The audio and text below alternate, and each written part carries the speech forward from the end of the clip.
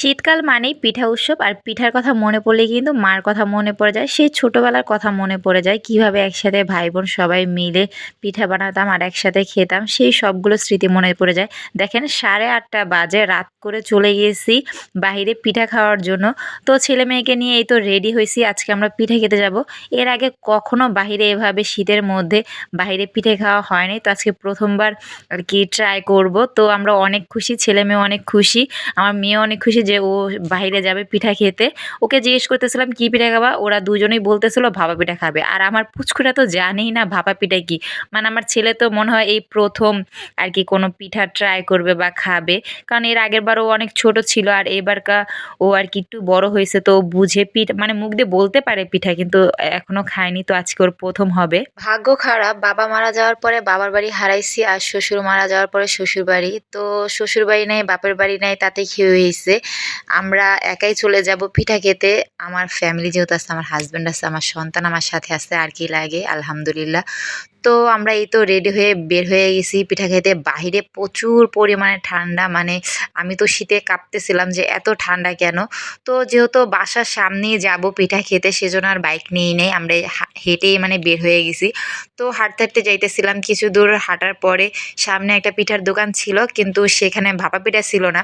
সেজন্য আমরা আবার একটু হেঁটে সামনে গেছি, আর সামনে গিয়ে আরেকটা দোকান পাইছি। এখানে আমরা পিঠা পাইছি, কিন্তু উনি বলতেছিল যে ভাপা পিঠার চুলাটা অফ করে ফেলছে। কিন্তু ওনাকে যখন বললাম আমরা শুধু পিঠা খাওয়ার জন্যই আসছি এত রাত করে বাচ্চা নিয়ে, তখন উনি আসলে আন্টিটা খুবই ভালো বলতেছে, আচ্ছা তোমরা বসো, আমি তোমাদেরকে পিঠা বানিয়ে দিতেছি। তো উনি তখন আবার চুলাটা ধরায় দিছে, চুলা ধরে আমাদের জন্য ভাপা পিঠা বানানো স্টার্ট করে দিছে। ফেসবুকে তো ঢুকলেই দেখি যে সবাই পিঠা বানাচ্ছে, পিঠার উৎসব করতেছে বা গ্রামে যাচ্ছে বেড়াইতে, বাপের বাড়ি শ্বশুর বাড়ি সবাই মিলে পিঠা খাচ্ছে বা পিঠা বানাইতেছে।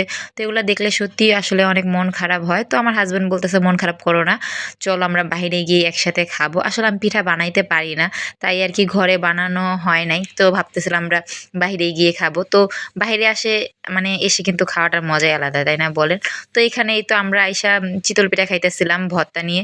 তো অনেক রাত করে আসছি, সেজন্য অনেক পদের ভর্তাও শেষ হয়ে গেছিলো। তো যে ভর্তাগুলো ছিল সেগুলো দিয়ে ট্রাই করছি। আর এখানে উনি আমাদের জন্য ভাপা পিঠা বানায় দিছে। ভাপা পিঠাটাও ভালো ছিল, চিতল পিঠাটাও ভালো ছিল। তো এই তো আমরা চিতল পিঠা ট্রাই করতেছিলাম আর ভাপা পিঠাটাও ট্রাই করতেছিলাম। সত্যি দুটোটা ভালো ছিল, মজা ছিল। আমার ছেলে তো এই প্রথম পিঠা খেলো ভাপা পিঠা, ও খেয়ে বলতেছে হ্যাঁ ভালো। আর আমার ছেলে মেয়ে এইভাবে কখনো বাইরে এসে পিঠা খায় নাই, ফার্স্ট টাইম। তো ওরা অনেক খুশি ছিল আর ওদের খুশি দেখে আমরা অনেক খুশি। তো এই তো পিঠা টিঠা খেয়ে চলে আসলাম বাসায়। তো আজকের ভিডিওটা এই পর্যন্তই। সবাই সুস্থ থাকবেন, ভালো থাকবেন, আর আমার ভিডিওটা কেমন লেগেছে অবশ্যই কমেন্ট করে জানাবেন। সবাইকে অসংখ্য ধন্যবাদ। আল্লাহ হাফেজ।